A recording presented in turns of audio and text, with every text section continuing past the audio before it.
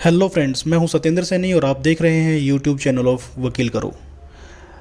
अगर आप एक फ़ाइनेंस बिजनेस में इंटरेस्ट रखते हैं या फिर आप एक फ़ाइनेंस बिजनेस स्टार्ट करना चाहते हैं लेकिन आरबीआई लाइसेंस में कहीं ना कहीं प्रॉब्लम आ रही है, या फिर एनबीएफसी स्टार्ट करने के लिए जो 2 करोड़ का कम से कम बजट का रिक्वायरमेंट होता है उस बजट का अरेंज नहीं हो पा रहा है, तो आज हमारे पास उसकी इन सारी प्रॉब्लम्स का एक सोल्यूशन है जो कि है सेक्शन 8 माइक्रो फाइनेंस कंपनी।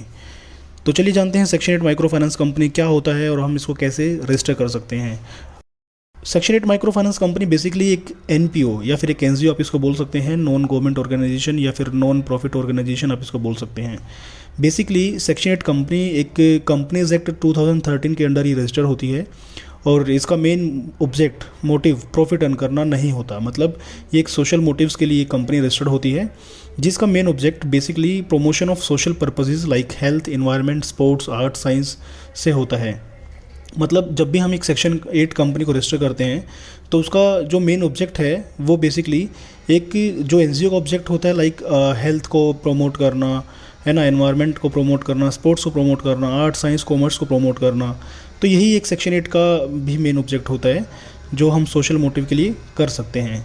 लेकिन अगर हमें सेक्शन 8 माइक्रो फाइनेंस कंपनी को फॉर्म करना है, रजिस्टर करना है, तो बेसिकली उसके एक मेमोरेंडम में मेंशन होना चाहिए कि वो कंपनी, वो section 8 company specially micro financing facility देगी, माइक्रो फाइनेंसिंग लेंड करेगी, लोन देगी पुअर पीपल को to reduce the poverty in India.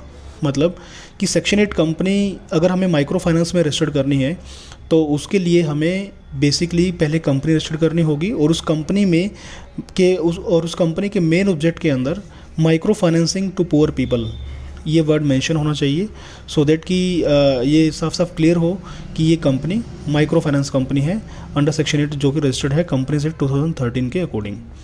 तो बेसिकली इनमें जो डिफरेंस है दोनों कंपनीज़ के अंदर, अगर मैं बात करूं कि एक कंपनी है वो है सेक्शन 8 नॉर्मल कंपनी और दूसरी है सेक्शन 8 माइक्रो फाइनेंस कंपनी, तो दोनों में मेन इसमें डिफरेंस यही है कि सेक्शन 8 नॉर्मल कंपनी जो है उसका जो मेन ऑब्जेक्ट है, मतलब जो बाइलॉज हैं उसके अंदर मेंशन आपको मिलेगा health, environment, sports, social purpose, art, science etcetera, इनके लिए ये कंपनी रजिस्टर्ड होगी। लेकिन अगर माइक्रो फाइनेंस कंपनी की बात करेंगे तो माइक्रो फाइनेंस कंपनी जो है वो आपकी पुअर पीपल को लोन देने के लिए, micro financing to poor people to reduce the poverty in India, तो इंडिया में जो पॉवर्टी है उसको रिड्यूस करने के लिए लोन देने के लिए स्पेशली कंपनी बनेगी। तो दोनों में डिफरेंस है बेसिकली कि नॉर्मल कंपनी क्या होती है सेक्शन 8 और माइक्रो फाइनेंस कंपनी क्या होती है। नॉर्मल कंपनी में आप इंक्लूड करेंगे सारी चीज़ें जो कि माइक्रो फाइनेंस कंपनी से टोटली अलग हैं, लाइक हेल्थ, एनवायरनमेंट, एजुकेशन भी हो सकता है इसका part, sports, art, science, something, ये सारा। बट माइक्रो फाइनेंस कंपनी में यहाँ पे micro financing to poor people, हम पुअर पीपल वर्ड क्यों यूज़ कर रहे हैं क्योंकि यहाँ पे ये जो कंपनी है बेसिकली ये कंपनी उन्हीं लोगों को लोन देगी जिनकी इनकम 3 लाख से साल में ज़्यादा नहीं है। मतलब ये 3 लाख से साल में अगर ज़्यादा किसी पर्सन की इनकम नहीं है तो उन्हीं पर्सन को ये कंपनी लोन बांटेगी। चलिए आगे देखते हैं इसके लिए कि क्या इस कंपनी को आरबीआई लाइसेंस का नीड है। क्या इस कंपनी को हम रजिस्टर करेंगे तो हमें आरबीआई लाइसेंस का ज़रूरत पड़ेगा? The answer is no.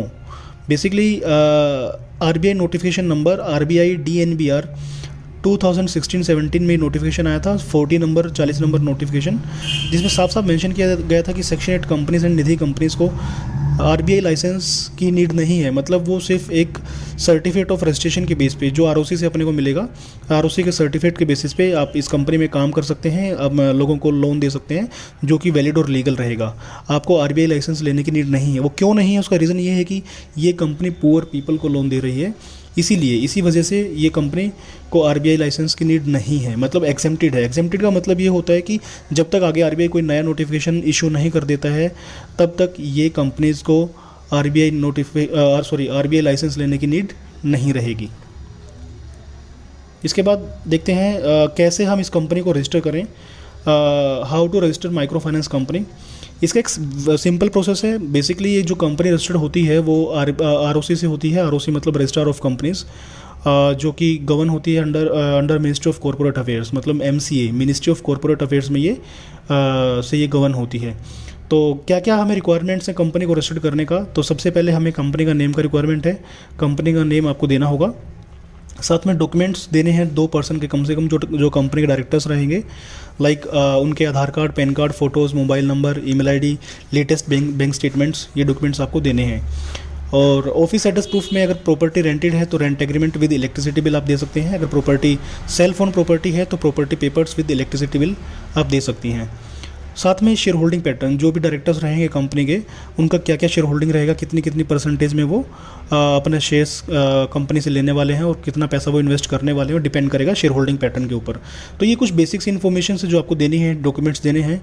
और ये डॉक्यूमेंट्स जैसे आप देते हैं, ये डॉक्यूमेंट्स आप हमें मतलब व्हाट्सएप या ईमेल के थ्रू भी आप हमें दे सकते हैं। और on the basis of this documents हम आपका कंपनी का प्रोसेस स्टार्ट करेंगे, और 15 to 20 डेज़ में, 15 से 20 दिन के अंदर ये प्रोसेस कंप्लीट करके आपको कंपनी का रजिस्ट्रेशन सर्टिफिकेट हैंड ओवर कर देंगे। अभी देखते हैं कि हम आपको इस कंपनी को रजिस्टर्ड करने के लिए क्या क्या हमारे पैकेज में इंक्लूड है और क्या क्या हम आपको दे सकते हैं। बेसिकली 12 डॉक्यूमेंट्स ऐसे हैं जो हम आपको प्रोवाइड करेंगे। फर्स्ट है सर्टिफिकेट, सेकंड है license, third memorandum of association जिसको हम शॉर्ट फॉर्म में एमओए बोलते हैं, आर्टिकल्स ऑफ एसोसिएशन जिसको हम एओए शॉर्ट फॉर्म में बोलते हैं, PAN number of company, E PAN copy आपको मिलेगा, 10 कार्ड मिलेगा कंपनी का, ई 10 कार्ड, डिन मिलेगा डायरेक्टर्स का, क्योंकि जो भी कंपनी में पर्सन डायरेक्टर बनते हैं उनका डिन नंबर होता है, तो दोनों पर्सन्स के डिन हम प्रोवाइड कराएंगे। साथ में as well as simultaneously DSC digital signature certificates आपको मिलेंगे, क्योंकि मैंडेटरी डॉक्यूमेंट्स होते हैं जो कंपनी रजिस्ट्रेशन के टाइम पे यूज़ होते हैं। ESIC, EPF ये दोनों भी आपके हमारी तरफ से रहेगा इसी पैकेज में। Free bank account opening support भी इसमें रहेगा, एंड मास्टर डेटा की कॉपी भी हम इसमें आपको साथ में प्रोवाइड करेंगे। तो ये 12 डॉक्यूमेंट्स हैं जो आपको इस पैकेज में हम आपको प्रोवाइड कराएंगे। अच्छा, कुछ टॉपिक्स हैं जो हम नेक्स्ट वीडियो में डिस्कस करेंगे कि सेक्शन 8 माइक्रो फाइनेंस कंपनी में क्या GST लेविड है, मतलब GST एप्लीकेबल है या नहीं है, क्या इंटरेस्ट रेट लोन के ऊपर सेक्शन 8 कंपनीज चार्ज कर सकती हैं अपने कस्टमर से, क्या ये प्रोसेसिंग फ़ीस भी चार्ज कर सकती हैं, नहीं कर सकती हैं, या फिर कितने टाइप के लोन ये कंपनी दे सकती है। इन्हीं सारे क्वेश्चंस का जवाब हम नेक्स्ट वीडियो में आपको देने वाले हैं। आप हमारे इस स्क्रीन पर दिए हुए कॉन्टैक्ट नंबर पर कॉल कर सकते हैं या फिर हमारी वेबसाइट को विजिट कर सकते हैं, that is www.vakilkaro.com। Thank you for watching us, keep supporting.